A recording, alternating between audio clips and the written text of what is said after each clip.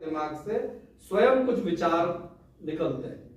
ये स्वामी जी का जीवन का एक बहुत बड़ा मंत्र है कि आप क्या सोचते हैं, आप क्या विचार करते हैं किसी भी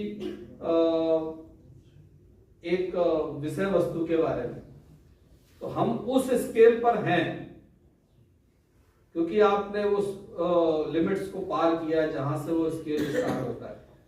तो इसलिए मैं आप सबका स्वागत करता हूं आज के इस दिन पर और कुछ आपसे कुछ वैचारिक विमर्श करने की कोशिश करता हूं।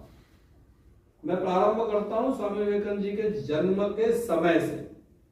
मैं केवल वो सिलसिलेवार घटनाओं को का वृत्त देने की बिल्कुल भी कोशिश नहीं करूंगा, क्योंकि फिर आप वहीं गूगल पे पहुंच जाओगे तो आप उसको मैच करोगे, वो सामान्यतः हो सकता है उसमें कुछ गलतियां भी हो, तो फिर आप कहोगे इन्होंने तो गलत डेट बताई, इन्होंने तो गलत प्लेस बताया, गलत व्यक्ति बताया।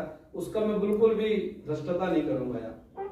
मैं केवल आपको उन परिस्थितियों में ले जाऊंगा जिन परिस्थिति में स्वामी जी का जीवन बीता और उसके कारण से राष्ट्रीय, अंतरराष्ट्रीय और सामाजिक जीवन में क्या परिवर्तन हुए, इन विषय पर मैं भी सोचता हूं, आप भी सोचने की कोशिश करिएगा।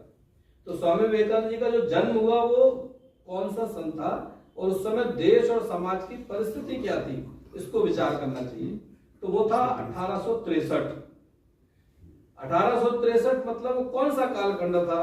तो 1857 में अपने देश में एक बहुत बड़ी क्रांति हुई थी, जिसको अंग्रेजों ने तो गदर कहा, लेकिन हमने किसी ने ये धृष्टता नहीं करना चाहिए कि उसको हम गदर कहें।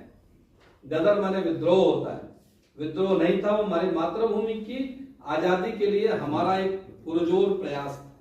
इसलिए स्वतंत्र वीर सावरकर को उसको स्वातंत्र समर कहते हैं, उसको विद्रोह नहीं कहते। उन्होंने इस बात को उसमें लिखा भी कि इसको विद्रोह कहना या गदर कहना ये उनका उन क्रांतिकारियों का अपमान है जिन्होंने इसके लिए अपना सर्वस्व न्यौछावर किया, जिसके लिए 21 वर्ष की उम्र में, 23 वर्ष की उम्र में झांसी की रानी ने सर्वोत्कृष्ट बलिदान किया, जिसको आज विचार भी नहीं कर सकते उस अवस्था में।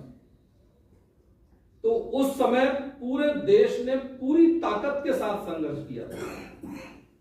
किसान मजदूर से लेकर उस समय के सारे राजा महाराजा तक कोई ऐसा वर्ग नहीं था जिसने उसमें अपना योगदान ना दिया हो, और फिर भी क्रांति फेल हो गई। वो क्यों फेल हुई ये अलग एक पूरा टॉपिक है, लेकिन परिस्थिति देश की ये थी कि पूरी ताकत लगाते हैं जब किसी काम में आप, और उस ताकत लगाने के बाद उसको बाद में कर लेना डिस्टर्ब करेगा। पूरी ताकत लगाने के बाद यदि हमारा